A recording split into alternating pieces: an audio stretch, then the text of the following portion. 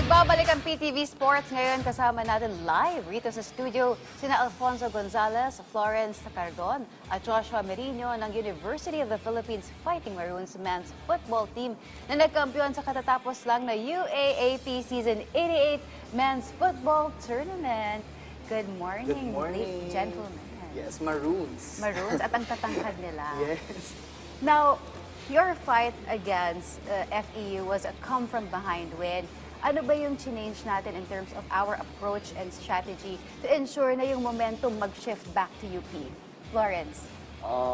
Siguro para sa akin, we just stick to the game plan kasi we really trusted Coach Boy sa Philippines na we just trusted our coach na kaya niyang na may tiwala siya sa amin, na may tiwala siya sa team na kaya to do their own thing, to do each and everyone's thing. And I think that really fueled us until the last point of the game. Now, curious lang ako, during the last minutes of the regulation, ano yung mga pinag-usapan nyo just to ensure na before the overtime, in tune ang koponan? For me lang po, lagi lang po namin pinag-usapan na kaya namin to, na unti na lang maabot na namin yung goal. Kasi it's been a long season for everyone po, and we all had our sacrifices, and we want to pay that sacrifice with a win. And with the departing seniors, yun din po yung motivation namin. Ayan, so nabanggit nga ni Joshua na may departing senior. So isa doon si Florence. Malungkot na si Ayan. So Iiyak ito, na yan. last mo, lang champion kayo. So how huge this championship title for you? Siguro for me, it's really a bonus na lang na I got this championship kasi what really mattered the most para sa akin is how I spent time with my teammates, spent time with them on the field, off the field, and everything else. Tapos, I think reward na lang na parang it ended with a big bang, a huge win. So, yun lang. Now, Alfonso is actually the goalkeeper and the defensive anchor of the team. Pero paano mo napigilan yung atake ng FEU, most especially during the crucial stretches of the finals game? Well, for me being, as you're saying, like the anchor, I'm like the one that sees everything.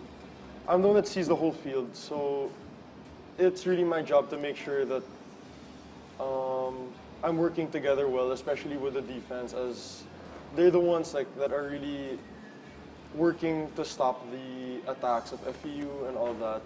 So I feel like we were able to prepare very well with Coach Popoy and his ideas, and I think that the team was able to execute our game plan very well, especially on the defensive end. And especially during the last last minutes that you were saying. Yeah, nga, as Florence said, we were sticking to the game plan, even if we were already taking even if we took the lead already, because we won't know if the momentum was going to shift, or if we were to change our game plan, maybe FE would have their glimmer of hope. Right. So I just wanted to make sure that the team can do what they can do, and I'll be there for them in the back if anything ever happens. To follow that up, kwento ba naman sa amin yung naging save mo during the overtime? I mean, naramdaman mo ba yung bigat ng responsibility mo bilang the last line of defense with this match? Yun na nga po, like, I feel like my job was really just to make sure that I can give full confidence to all my teammates, that they're not worrying about in case they make any mistake, that I feel like they can be confident in anything that they do, especially in the attack. Right. So I felt like for me, especially in the extra time, I really I gave myself a challenge of making sure that I stepped up and I really gave my all, just so that the team can stick to the game plan and that we can really push and leave with the win. Ito naman, for Joshua, since ito yung rookie era niya, yung rookie year niya, for you, do you think na this championship win influences the future of UP men's football team? Yes po, kasi it's a big win coming from their last season. And I saw naman po that they want to really challenge and set the standards high and be better from their last season. So, yun po yung naging challenge sa akin this season na maging pantayan ko po sila or higitan pa yung level nila. Ito, follow up lang. While joining the team ba, have you discovered any culture or system na bago lang sa'yo? Wala naman po since I've known a lot of them since I was, I've been playing with them since I was young, with especially Fonzie. I've been playing with them for 11 years na. So, and then most of the team, naging teammates ko na din. So, it's more an adjustment lang and feeling like getting the chemistry back. Yun lang po.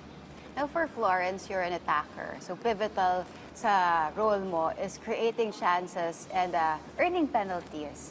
Now, paano mo hinahandle yung pressure, most especially yung mga split-second decision during crucial moments? Parang for me lang naman, I think the only thing that comes to my mind is that every decision na kailangan kong gawin is for the benefit of the team.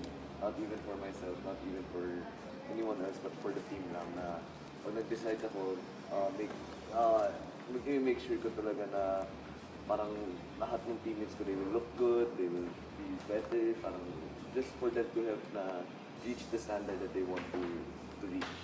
And I think in those chances, doon ko talaga may kita na malaking tulong talaga sa akin itong mga teammates ko and everything. Now, this is the 20th football title ng UP Fighting Maroons. With that, what can you say about yung football program ng UP that you were able to pass on this winning culture from one generation to another? Siguro for me, matagal na kasi I've been with the team for like 5 years. I've played for them for 4 years kasi nung first year ko pandemic. And we don't see it as a winning culture. Ang pinaka-culture lang talaga na siset namin is yung saluhan namin on and off the pitch na we got each other's backs. Na kahit anong mangyari, nandito ako para sa iyo. Kung magkamali ka man, ako bahala sa iyo. And yun yung I think that's the winning culture for me. Yung naset na standard ng seniors, the generations before us, even the alumni na. And I think that's the thing that's been pulling us to winning. Gulat ako 20 championships na pala. So yun. Ito kay Fonzie, was there any moment na feel mo na amin na to, this is ours? For me actually, the time that I really felt that was, especially going into the second half, I feel like most of the chances were with us, and like we had some mistakes, but it's not like we were in a position we weren't familiar with. So for us, especially like Coach Popoy made it known to us that we've been in that situation before. So we kind of knew what to do in a way, and as the game went on, we could really feel that the chance was really coming. Like we felt like it was getting closer and closer each time. So the last goal you had before the season was season 86. How special and meaningful itong muling pag-reclaim nyo ng kampyonato, lalong-lalo na yung kalaban nyo, yung arch nemesis nyo na FEU? Josh? It feels good po, especially on my rookie season. And I wouldn't say na arch nemesis na kasi everyone naman po is a contender in the finals. So going to next season, everyone has the same chance to win the finals. It's just who wants it more lang po. And I think for us, throughout the season, we showed na we wanted to really bring back the trophy to UP. Yeah. Because I remember during season 86, ang nakalaban nyo rin yata is FEU during the finals. So parang talagang kayo lagi yung nagtatapat sa dulo. For you, Fonzie, how does it feel? Ano yung meaning sa'yo ng pag-reclaim ng inyong championship crown dito sa UAAP Season 88 football?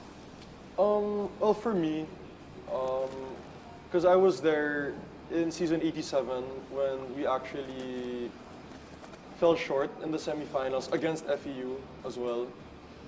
So for us, it just felt like we really needed to show what we were capable of as a team, and that that this season we felt like a different team, and because we, yun na nga, like how what Florence said, how we're really there for each other, and like we make it known that each in any given scenario that you can make sure to give your all because your teammate has your back in anything you do. So it really pushed us to, you know, succeed in this season, and it feels amazing that all the sacrifice that we put in the past year, especially after season 87, it feels really rewarding that we were able to all work together and build that momentum going into the finals. So, speaking of working together, I remember sinabi ng head coach nyo na this year was very hard for you guys. Madami kayong challenges na hinarap. What were the unseen sacrifices you made for this season? For the team lang po, we had a lot of injuries before going to the season. And then I think we started 1 year before this, 1 year ago, January 20, I think. Just training and all. And then for me, sacrifices lang po is like, coming from an injury po ako. So that was a big challenge for me, getting into the lineup and getting my minutes again po, you know. Florence. Siguro para sa akin, yung sinabi ni Josh na January 20, yung isa sa mga coaches namin, binilang nila, it's been 400 days since winning, it's 400 days namin nag-training before winning the championship. Siguro isa sa mga sacrifice is yung parang how many times kami napagalitan siguro ng coaches namin, or like how many times kami nag-usap-usap kasi alam namin sa isa't isa, kami mga teammates na hindi ito yung standard na gusto namin. Hindi ito yung standard of a champion team. Hindi ito yung standard ng UPMFT, and I think that's the sacrifice na tinatry kasi namin talaga lagi kunin yun every training talaga. So, yun. Well, for me, like, I mean, I of course, I agree with what they were saying with how we started a year ago, and it's been a difficult year as it has been non-stop training, and I think in the past year, the longest break we've had was around like 2 weeks maybe, and that was only for Christmas and New Year's.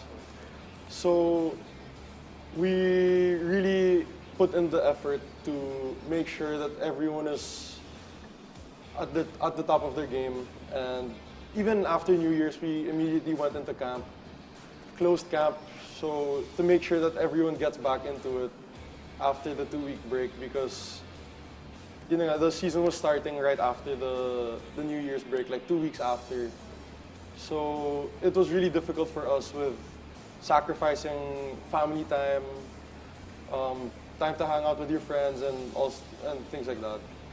Grabe, no? Grabe yung 2 weeks lang. 2 weeks na yung pahinga nila. Sa kabuuan ng isang taon, 2 weeks lang ang naging pahinga nila. Tapos 400 days yung training Continuous nila. training. Finally, siguro kung may gusto kayong pasalamatan or message for everyone na nanonood. I would like to thank the UP community po for supporting us non-stop throughout our games. Ever since last year, our first game until the end, they were there, they were supporting us through our ups and downs, and yun lang po. Thank you so much. Same as Josh, thank you to the UP community. Pero gusto ko lang i-add yung mga parents ng players. Thank you kasi hinayaan niyo yung mga anak niyo magsakripisyo, binigyan niyo ng pagkakataon na makamit nila yung sarili nilang pangarap. Kaya salamat na kahit kayo alam kung di nyo kayang mawala. Yun nga, sinabi ni Fonzie, 2 linggo lang kami nagpahinga. And I think, ayun lang, maraming salamat. Yeah, to add, of course, to the UP community, like, we've always felt your presence in every game, and we know that in every training that you'll always have our backs, and that really drives us to give our all and to work as hard as we can. So thank you again, and not only that, but to our staff for the team who work countless hours just to make sure that we can play and do our own thing on the field. So thank you again so much for everything. On that note, maraming salamat, Josh, Florence, and Fonzie for gracing our show.